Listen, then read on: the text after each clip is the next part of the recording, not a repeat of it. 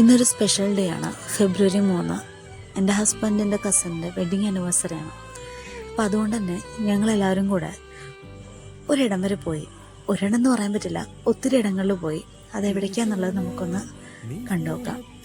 ആദ്യം ഞങ്ങൾ പോയത് ആലത്തിയൂർ ഹനുമാൻ ക്ഷേത്രത്തിലേക്കാണ്. അവിടെ നിന്ന് തൊഴുത് വരുന്ന വഴിക്ക് കാടാമ്പുഴയിലും കയറി അതിനുശേഷം തിരുനാവായ ക്ഷേത്രത്തിലും ഞങ്ങൾ പോയിരുന്നു. ആ സമയത്ത് മഹാമാഘ മഹോത്സവം നടക്കുന്ന സമയമായിരുന്നു.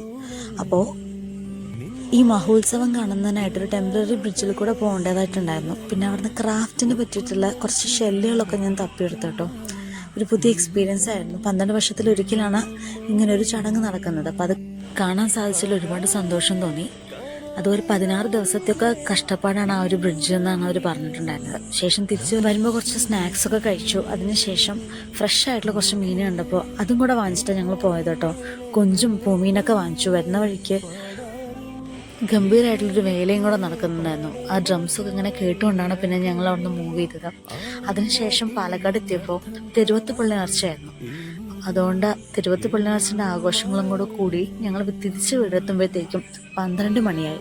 എന്തൊക്കെയായാലും വളരെ പ്രൊഡക്റ്റീവായിട്ടുള്ള ഒരു ദിവസമായിരുന്നു. എന്ന് വളരെ സന്തോഷം തോന്നിയൊരു ദിവസം കൂടിയായിരുന്നു. അതുകൊണ്ടാണ് വോയിസ് ഓവറായിട്ട് തന്നെ ഇതിടാന്ന് വിചാരിച്ചത്. ഒരു പ്ലാനും ഇല്ലാതെ ഒരു യാത്രയ്ക്ക് തിരിച്ചത് കൊണ്ടാണോ എന്നറിയില്ല, ഇത്രയും നല്ല രീതിയിൽ ആ ഒരു ദിവസം പോയി കിട്ടി. തലേദിവസം രാത്രിയാണ് ഒന്ന് തൊഴുതാൻ പോകാമെന്ന് മാത്രമേ ഞങ്ങൾ ചിന്തിച്ചുള്ളൂ. പക്ഷേ ആ ഒരു ദിവസം വളരെ അടിപൊളിയായിരുന്നു.